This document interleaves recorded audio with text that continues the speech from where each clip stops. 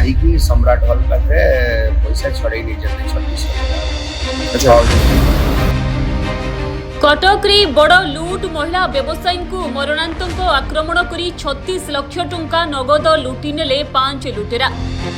रविवार विलंबित राति रे पिंकी गुप्ता और ज्ञानरंजन साहा एमपी छक स्थित कलिकता बस स्टॉप को स्कूटी रे जिबा समय रे जातीय राजपथ 16 तालदंडा केनाल ब्रिज उपरे 6 जन लुटेरा हठात गाड़ी अटकाइबा सह अतर्कित आक्रमण करथिले।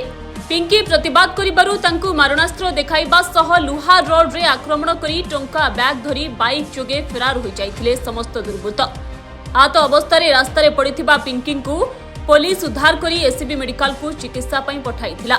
पिंकी जणे सुना व्यवसायी होइथिबा बेले कलिकता सुना अलंकार किनिबा पई बस जोगे एमपी रु बाहरिबार थिला। यार किछि मिनिट पूर्वरु राजरास्ता रे लूट करी चंपोट मारिले लुटेरा। एने पिंकी संपर्क माने मधुपाटना थाना रे पहुंची घटना संपर्क रे अभियोग करिसंती। पुलिस टीम मेडिकल रे पहुंची पिंकी बयान रेकर्ड करबा सह घटनार तदंत आरंभ करिछि। एही घटना रे 4टी स्वतंत्र तदंतकारी टीम गठन करिछि पुलिस।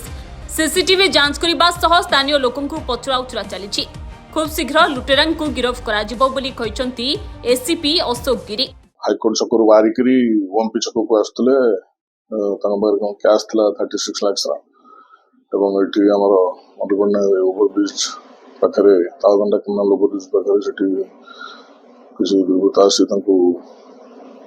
पक्ष एक्शन माने धक्का देला से पड़गला बाड़े 30 लाख टका नहीं बोले आमर सन्दर्भ केस रजिस्ट्रेशन होती 4टा आम टीम सेपरेट टीम अलग अलग टीम गठन कर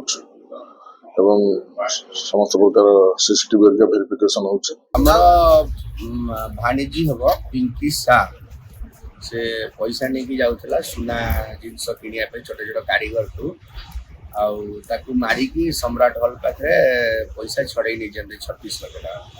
6 जना जुटा आसी पाखापाखि 6 जना जना पड़ी मु तो नथिली सेते किंतु हमर जो कहूची हमर भाणीजी 6 जना पाखापाखि थिले 2टा बाइक रे आस्ते। बर्तन तांका अवस्था केमन अछि? गोड़ फोड़ बोधे इंजर्ड होईची एक्सरे हबा को जाईची बहुत मारी चली। कटकरो प्रभु कल्याण पालଙ୍କ रिपोर्ट धरित्री लाइव।